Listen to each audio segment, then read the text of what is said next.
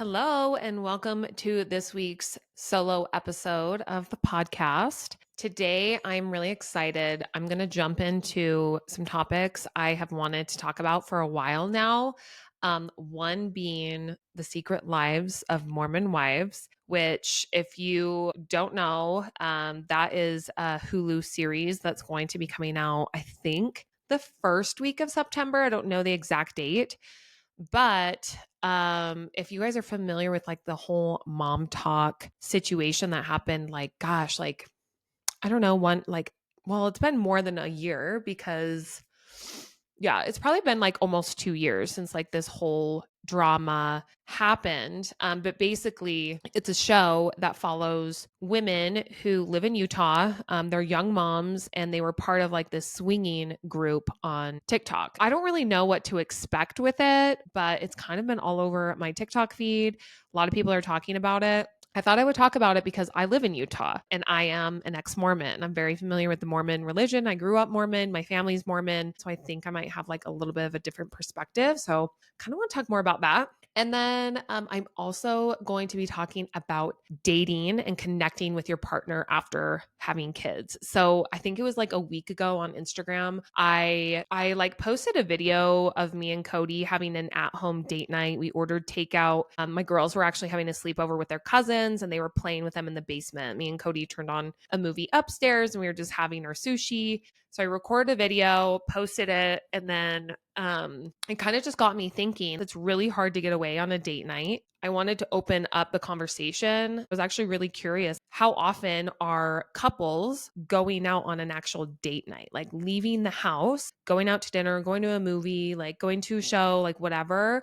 without their kids? How often are people actually doing that? So I opened it up. I got so many messages and I was shocked by the results. So I want to talk more about that. And then we're also going to talk about sex too. So I actually opened my Instagram up today, wanted to do a poll on sex because I was thinking about this episode and thinking about dating and how you connect with your partner. And I know a way that a lot of people connect with their partner is through physical intimacy and sex. I have a suspicion that a lot of couples vary on the frequency in which they want to be intimate and how does that look post baby and having young kids when you're tired and exhausted. You know, your libido changes after you have a baby. So I was just curious and I wanted to open it up, find out the frequency in which people are having sex, given that it doesn't seem like a lot of people are connecting through dates. So we're going to talk about all of it. And I'm really excited to get into these topics.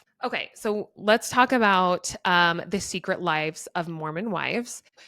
There were a bunch of women. These were like young moms who are gorgeous, have, long, beautiful hair. They're just like really hot women doing TikTok dances and grew a platform. And I think that they kind of positioned themselves, if I'm remembering right at the time, they positioned themselves as like Mormon wives.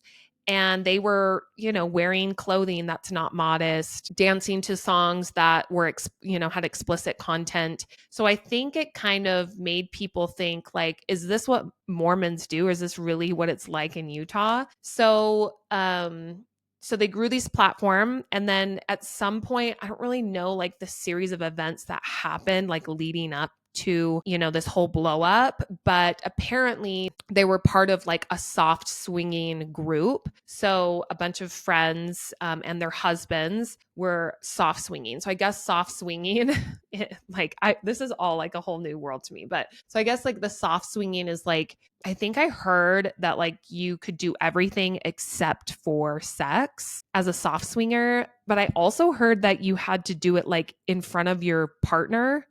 So like if you were being intimate with another person, you could only do it in front of your partner, but you couldn't have sex. You could do everything else, but it would be in front of your partner. The partner thing, like your partner watching, that might have just been a rumor. But I want to say that I heard it. So I don't know exactly what it was, but I do know for sure that it was everything, you could do everything except sex, and it would be okay within this group. So apparently what happened is that one of the couples ended up going the full, having sex, going the full way. And that's what caused like this whole blow up. And I don't know how it got leaked or whatever, but The main girl of Mom Talk ended up getting divorced, and it was all over TikTok, and it made me feel so sad because honestly, like going through something like that, like publicly, I can't even imagine.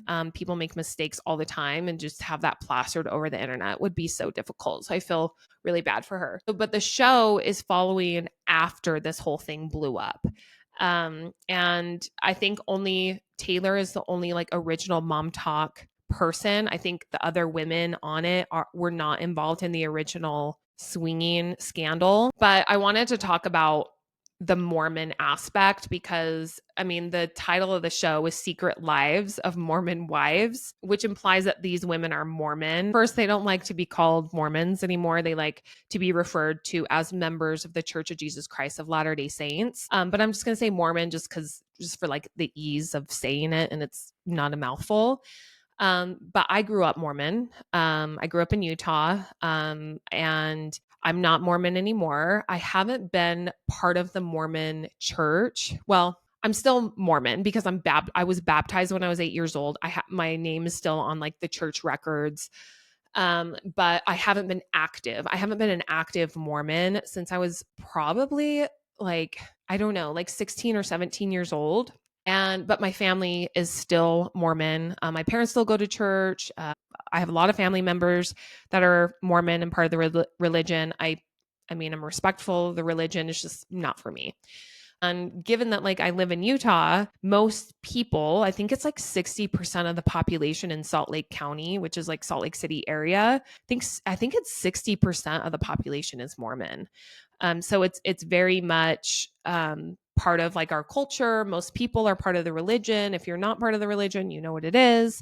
You're very familiar with it. There's temples everywhere and churches everywhere. So going back to the title of the show, it being called Secret Lives of Mormon Wives, being Mormon, it's an all or nothing thing. Like the Mormon church, it's not a place where you can swing, that you can have affairs, that I mean you can't even drink coffee. Like you're not even allowed to drink coffee. Definitely not alcohol. You have to live by what they call the word of wisdom.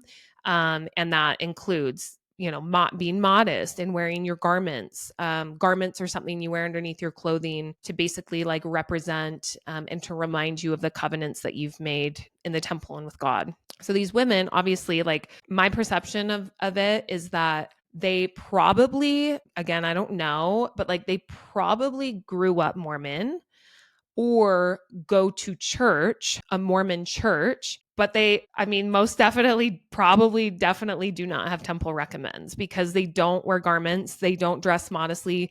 They're drinking coffee, drinking alcohol, and then obviously swinging. So I think that people need to understand that that's not part of like the Mormon religion. I am not like in tune with like the Mormon church really now. So I don't really know what goes on or like gossip that's happening in the church, but I don't think it's that common for people to be part of like these swinging groups. I know it happens. I know there's swinging parties and like I've heard of other things like that. But I don't think it's like super, super common. One thing that I kind of ran into a lot is when this is so funny, but so when I was single and I was like on dating sites and stuff, and like I would match with someone, and most of the people you match with are like Mormon because you're in Utah and like 60% of people are Mormon. So you match with someone, they're Mormon, and then you like, for me, I didn't want to date anyone who was Mormon. I wanted to be very transparent up front, that I had no interest in the religion and I wasn't raising my kids in that. And like, I'm not going to church. That's important to some people. So I felt like it was important up front to like talk about that. And like the number of people who are just living fake lives so that their parents don't disown them or so that they can still have a sense of community is crazy. Like people legitimately, in my experience, are living in fear. They can't live authentically because of the pressures of staying in the church and raising your kids in the church. Like people don't know any different. And it's funny because I feel like what happens quite frequently is a lot of people will date kind of young. It's really common in Mormon culture to get married at a really young age. And I feel like what typically happens is like when you're a teenager and you're in college, like maybe you're not temple worthy. So sometimes you'll just get married and then later get sealed in the temple after you have kids. Because when you have kids, you start thinking like, oh, how am I going to raise these kids? And I don't, I was raised in the church and my partner was raised in the church. So then you just like start going to church because it's like a societal expectation, but you don't really follow what the church teaches. So there are a lot of Mormons who will drink coffee. There's a lot of Mormons who drink alcohol in private. There's a lot of Mormons who don't wear their garments. And it's kind of funny because the Mormon religion is an all or nothing religion. Like it's not like you can just pick and choose the commandments and the covenants that you live by. And I do feel like a lot of people do that, but they still continue to go to church because it's expected in the culture. And if you don't, then there's gossip. People are gossiping. And, why is so and so not going to the temple anymore? Why are they drinking coffee? Or they're wearing a tank top now? Like, oh, I wonder what's going on. In my experience, there's a lot of gossip that happens in that culture. So going back to the show, I feel like these women are probably Mormon, but they're not like what you typically would imagine like a Mormon person doing, because the religion is very strict and obviously they're not living by the teachings of the church. So it's very clickbaity.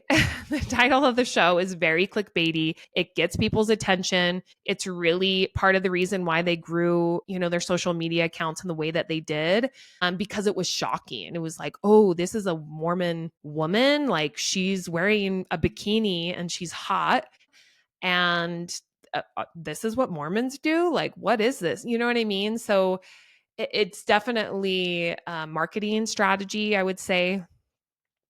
But most Mormons and the way that the Mormon church teaches, like you're not supposed to live that way at all. The other thing that I wanted to like kind of mention that goes in line with this is if you guys watch The Real Housewives of Salt Lake City, this was like a hotly debated topic. I think last season, or maybe it was a season before, but between Heather Gay and Lisa Barlow, because I mean, these women, it's like a huge storyline on the Salt Lake City Housewives is like the Mormon religion. Like that's a big storyline. And I think it's going to be a big storyline too on Secret Lives of Mormon Wives. But so it was a hotly debated topic between Heather and Lisa, because Lisa said that she was Mormon. She goes to church and and I don't know, she holds a temple recommend, I don't know, but she owns a tequila company and she doesn't dress modestly. She doesn't wear her garments. She drinks alcohol. She, drinks coffee. And Heather Gay, who grew up in a very conservative Mormon family, it seemed like, that was like very by the book, was like, you can't pick and choose like what you live by. Like you own a tequila company. Like that directly goes against what the Mormon church teaches. Like you can't drink alcohol. So it was just kind of like a hotly debated topic. And Lisa didn't agree with that. She thought, you can still like pick and choose, and you can pick and choose and go to Mormon church, but you can't hold a temple recommend and have eternal salvation if you do those things and don't repent and, are not following the teachings of the church, basically, which that's the whole point of the religion, right? Is to like have eternal salvation, be with your family forever. It's not just for appearances. I talked about that a lot. I do have a lot to say on this topic as far as that goes, but I'm really interested to watch the show and see kind of how the whole storyline plays out and see if the church is really part of the storyline very much. So we will find out. I think it starts, the first week of September. So I will be watching. Okay.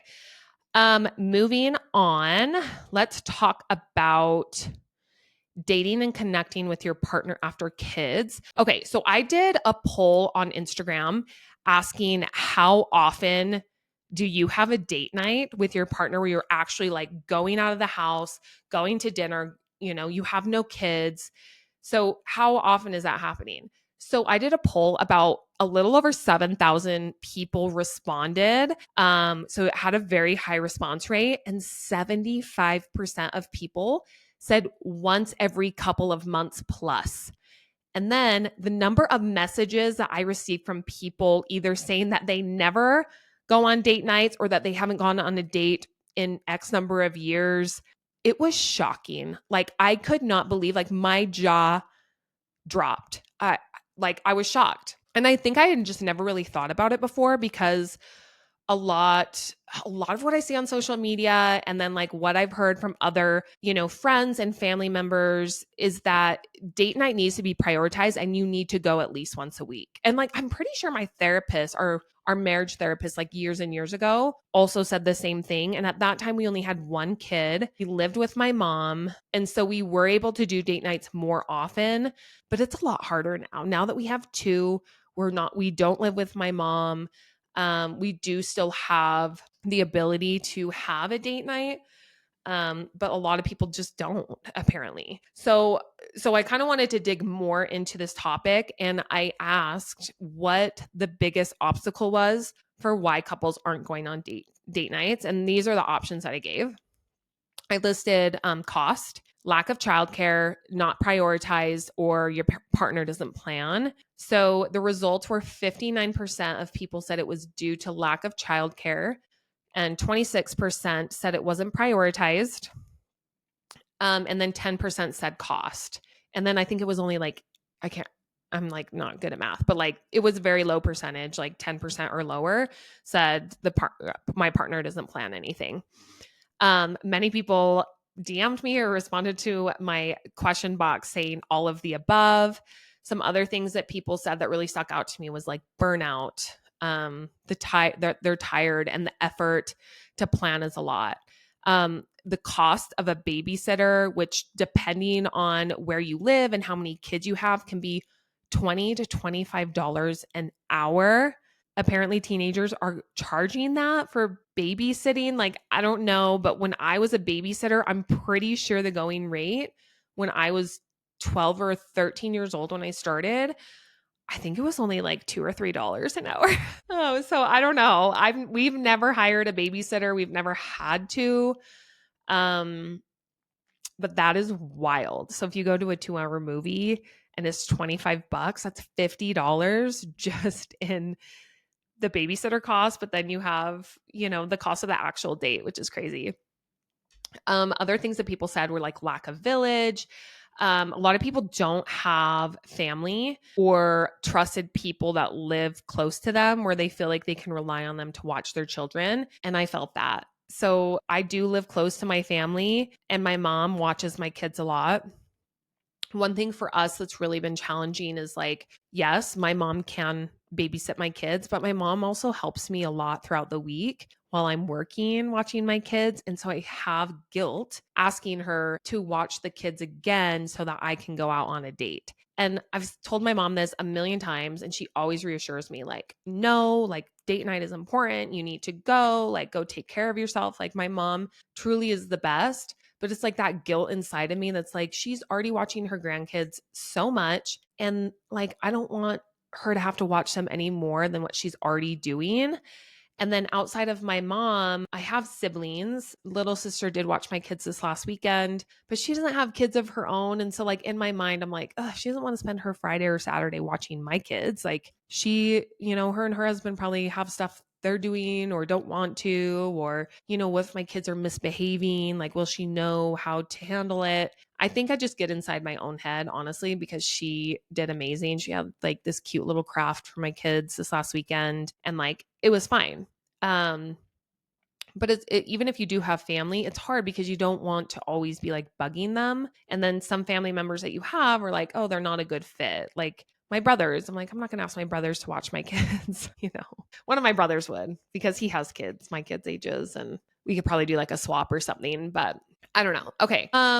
This was very relatable. Someone said like the hassle of the kids' meltdowns when you leave or the kids staying up late because a babysitter can't do bedtime. And I felt both of those. My 4-year-old, every time I leave her, even if I'm leaving her with her dad, just cries the whole time. Not cries the whole time. She cries while I'm leaving, and it is like gut wrenching. And so when you have someone who's watching your child and there's this like massive meltdown happening, you're just like, see you later. Good luck. Bye. See you in 3 hours or whatever.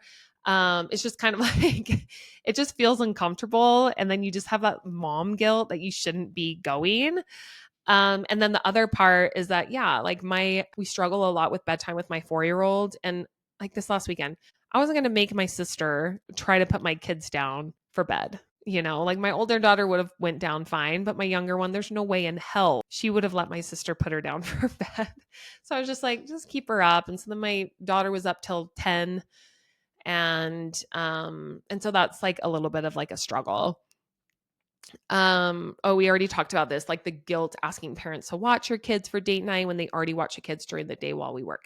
Yeah, I get that. That's 100% like my situation.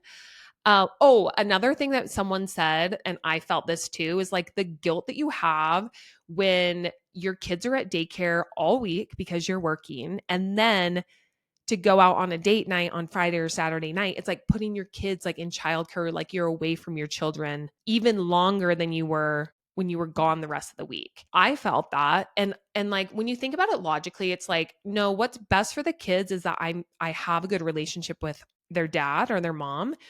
So prioritizing this relationship, going out on a date is actually benefiting my kids, but it's hard to think about it that way.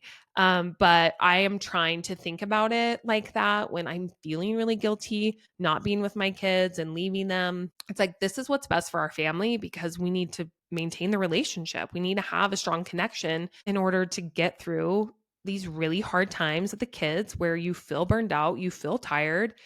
Things are hard. And so I feel like it is very important. Okay. So then, oh, this was also like a really relatable thing that someone said. I love your guys' comments, by the way. They always make me laugh. But someone said, I have separation anxiety from my kids, then complain that I don't get a break. I also felt that because I feel like I do that all the time. I'm just like, get away from me. But then, like when I have the opportunity to do it, I feel actually guilty. So I get it.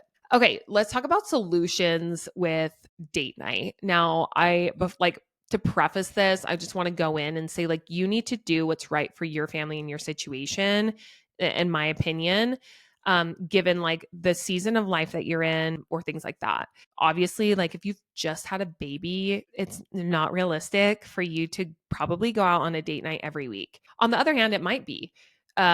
It might be depending on like the village that you have, if you're breastfeeding or not, if you take the baby with you, like, so don't feel like this is like hard and fast, like rules. These are just ideas. And then I think for me, what the key has been, not only with like date and like the way that I think about like dates and connecting with Cody, but pretty much with like anything. Like when I have been really good at going to the gym, it's all about being realistic about what you can do over a long period of time.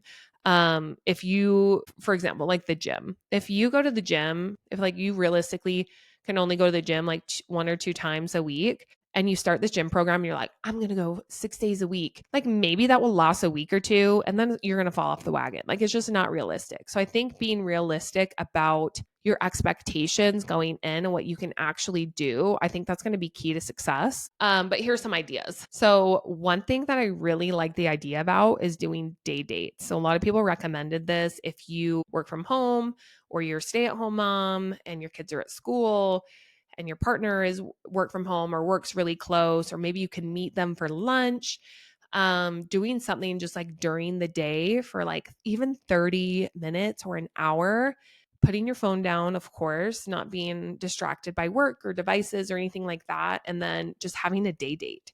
Another idea was to do dates after the kids go to bed. Honestly, I feel like for me, this could be hit or miss because the exhaustion is real. Like when after I put my kids to bed at 8:30, I'm so exhausted that like if I sit down and watch a show, especially if I'm in my bedroom and we turn a TV show on or a movie or something, like I'm falling asleep in 10 minutes. Like I am out.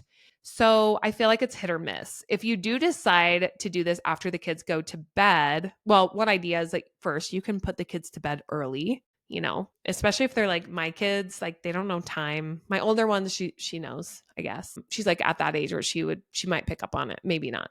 We'll see. You can put your kids to bed early, or you could just put them at their normal bedtime. And then when you go to watch a movie or a show or something, do not go in your bedroom. Go and watch the show in your family room or living room with some lights on or, something like that where you have to sit up to watch the show. Like, don't lay down. Try that. Maybe you'll last a little bit longer and not fall asleep, because I'm definitely the person that just falls asleep so easily. Another good recommendation. So the gym that I go to, they do offer a parents' night out.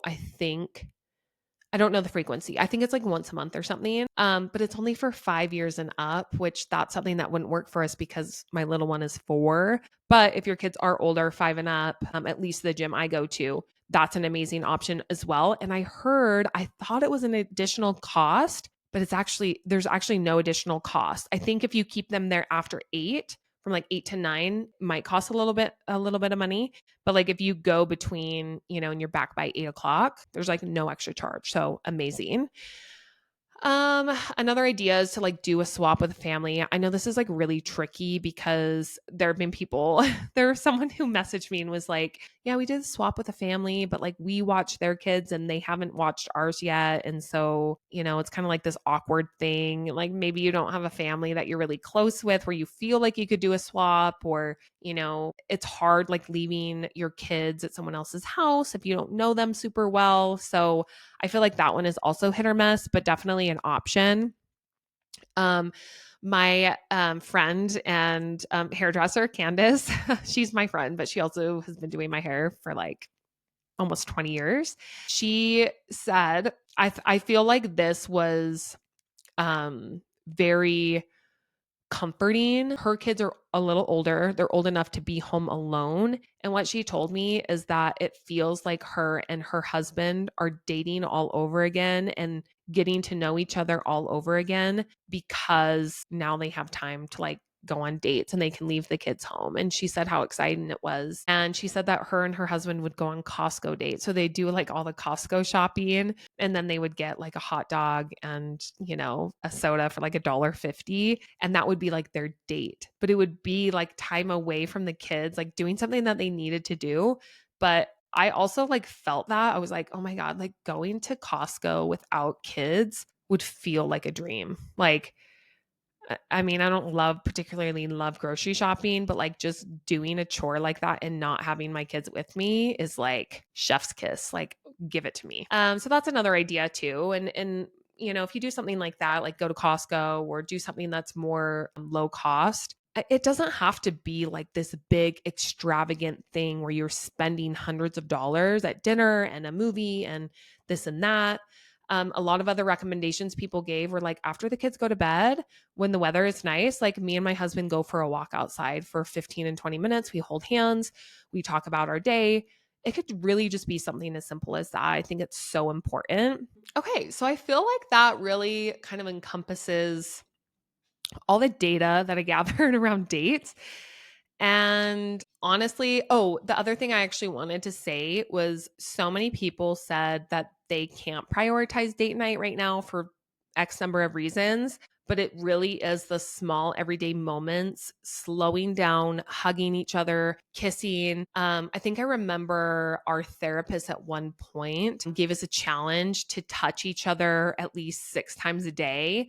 And that could include like grabbing each other's hand and squeezing it, or giving a kiss, or rubbing, someone's back for a second, or, if you're in the kitchen and you're kind of moving around each other, like if you touch each other's hip while you're like grabbing something out of the drawer, like those little things like that apparently are very connecting. And when we did that challenge, I just remember how hard it was. I think I'm going to try it again. But it made me realize like how little at that time, like we were actually like physically touching. So that also might be a good idea. Okay.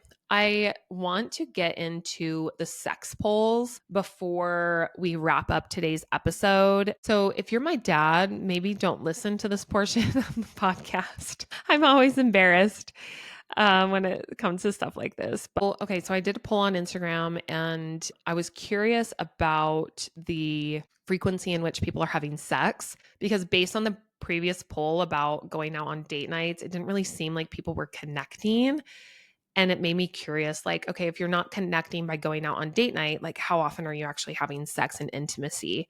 And so I was curious about it. So I put it to a poll. Okay, so this is very interesting. So on the poll, the options that I gave were how often do you have sex? So the options were more than once a week, 1 to 2 times a month, or 2+ times a month, or two plus months. Sorry, not 2 times a month, 2+ months. So 2 months or more. So it was like pretty close tie.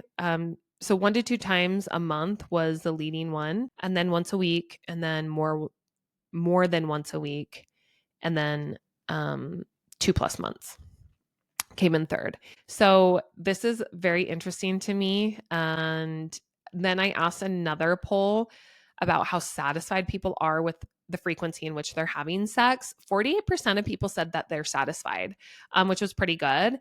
And then 33% of people said that they want it more. And then 19% said I could have it less. So funny. Oh my gosh, that's making me laugh. I want to read some of the verbatims that people shared because I was cracking up when I was reading these. Here are some verbatims. I prefer quality over quantity. Reality is when you have young kids, you've used every ounce of energy by the end of the day. I felt that one. I'm in a new relationship and post-divorce sex is fire. And someone said, I feel bad, but it just feels like another expectation put on me to perform, even though my partner doesn't put that on me and doesn't mind. I wish I had libido after baby. It's non-existent. I feel like that one is very, very common.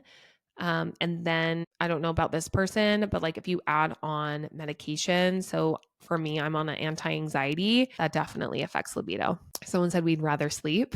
I felt that one. Someone said, I'm okay with once a week, but after 4 days, my husband starts nagging like it's a chore. Someone else said, the more frequently I have sex, the more I want sex. Anyone else? I really do want to have a therapist on the podcast, like a sex therapist, because I think that this is a topic that is really important. And I feel like a lot of couples run into issues with this. I know in my own relationship, like, I mean, Cody wants to have sex more than I do. Like, I'm just going to say it. And that's a combination of things. One, men and women are just different. I remember our therapist at one point, said that women's libido like peaks in their 40s, like when they're much older, but men start declining at that time when their testosterone starts declining. So we just like miss each other.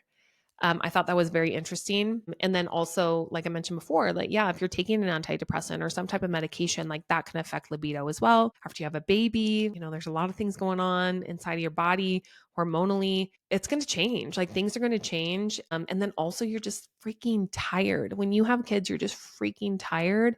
At the end of the night, it just feels like another thing to do sometimes. And I know it's like one of those things, like you have to prioritize it, but how do you prioritize it and have it not just be like something on your checklist, just another thing on your to-do list? It's like, is that really how it's supposed to be? Well, I really do want to have a sex therapist on here. If y'all know a good sex therapist that like has a platform that would want to come on, even if they don't have a platform, if they just want to come on and like want to talk about this on the podcast, I would love to have their information because I feel like this is a topic that needs to be talked about more. And here would be like the question that I have is like, for connection, like what comes first? Like, is it sex to have emotional connection, or is it emotional connection to have sex when you're married? Obviously, when you're a new couple, in my eyes, it should be emotional connection first and then sex. Everyone's gonna be different. No shame, no judgment. I don't, whatever. But at least for like me and what I would personally feel comfortable with. But it's like after you're married, like can that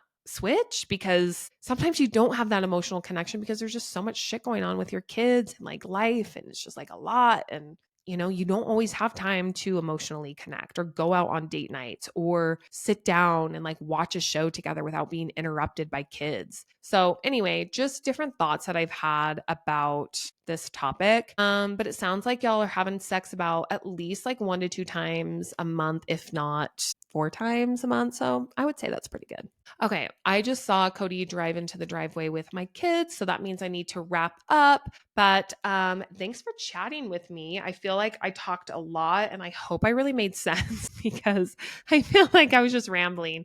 Kind of one thing that happens quite frequently on the podcast is me just kind of winging it. And that just kind of makes my mind a jumbled mess. And so I hope you enjoyed. I hope you followed and can't wait to talk next week.